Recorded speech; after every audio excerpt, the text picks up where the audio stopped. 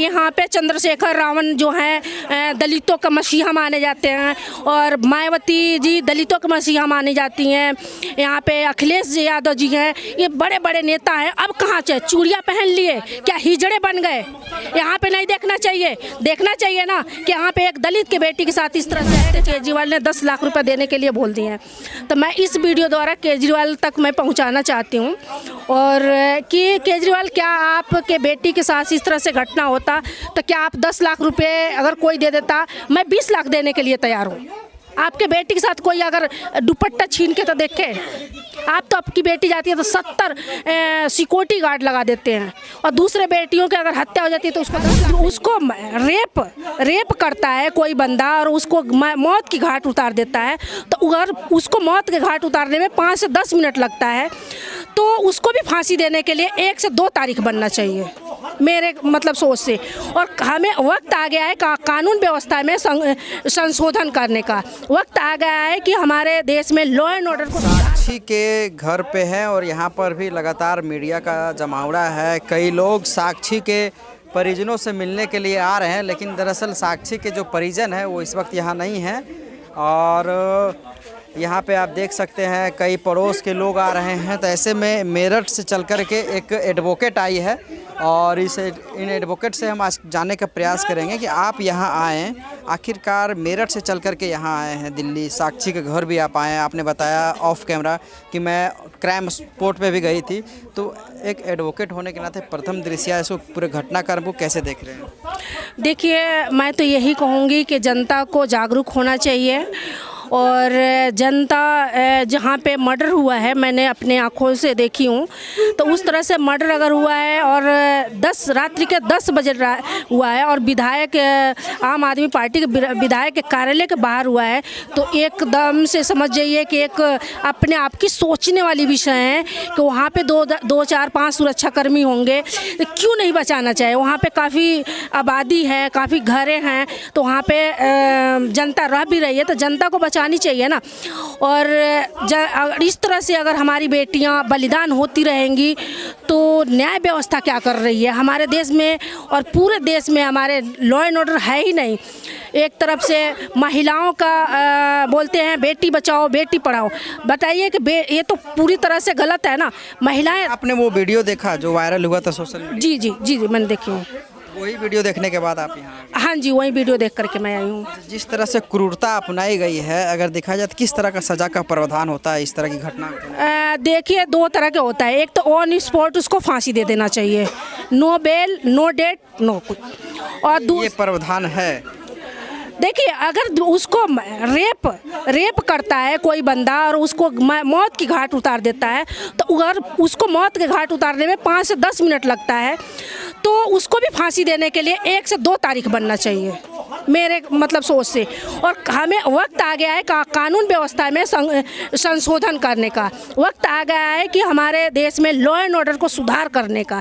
इस तरह से महिलाएं अगर दिन दहाड़े मर्डर होता रहेगा तो केजरीवाल, सुनने में आया कि केजरीवाल ने 10 लाख रुपए देने के लिए बोल दिए हैं। तो मैं इस वीडियो द्वारा केजरीवाल तक मैं पहुंचाना चाहती हूं, और कि केजरीवाल, क्या आपके बेटी के साथ इस तरह से घटना होता तो क्या आप 10 लाख रुपए अगर कोई दे देता, मैं 20 लाख देने के लिए तैयार हूँ। आपके बेटी के साथ कोई अगर दुपट्टा छीन के तो देखे, आप तो आपकी बेटी जाती है तो 70 सिक्योरिटी गार्ड लगा देते हैं, और दूसरे बेटियों की अगर हत्या हो जाती है तो उसको 10 लाख देंगे। क्या एक लड़की का इज्जत और उसकी ज़िंदगी का आपने सौदा कर दिया 10 लाख रुपए में?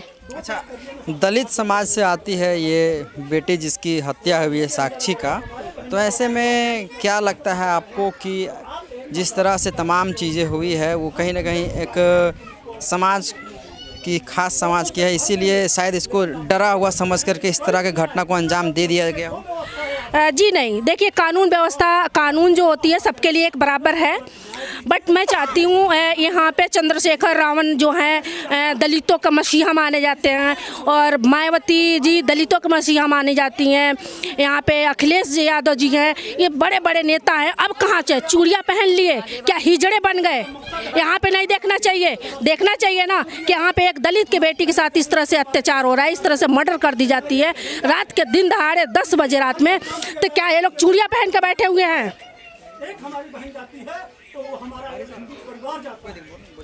तो यहाँ पे आना चाहिए ना। इनके दलित की बेटियाँ, मेरे कहने का मतलब है बेटियाँ चाहे दलित की हो चाहे राजपूत की हो, मैं एक राजपूत खानदान से बिलोंग करती हूँ, लेकिन बेटी तो सबके एक बराबर होती है ना, न्याय तो उसको मिलना चाहिए ना।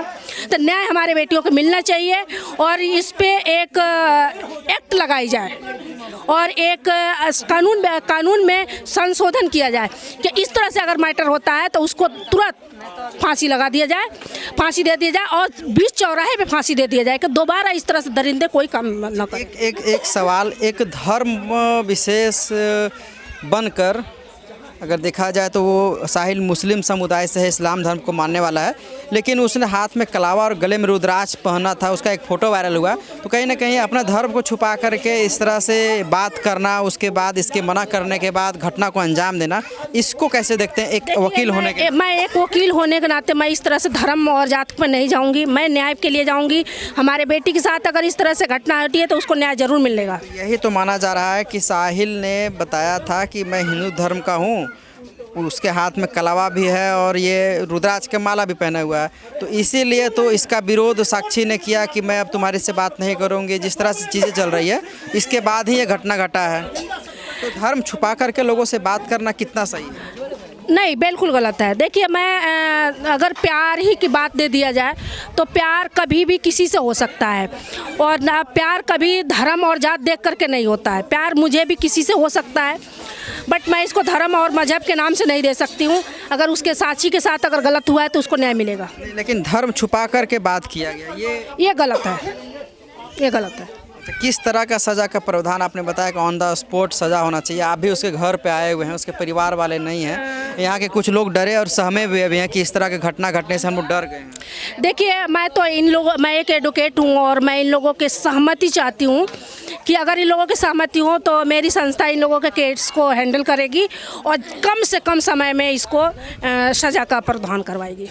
क्या कहेंगे अंतिम रूप से, ये आखिरकार जो इस तरह का जो क्रूरता किया गया उसको देखने के बाद आपको प्रथम दृश्य कैसा लगा? आप भी एक महिला और महिला के साथ ही किया गया।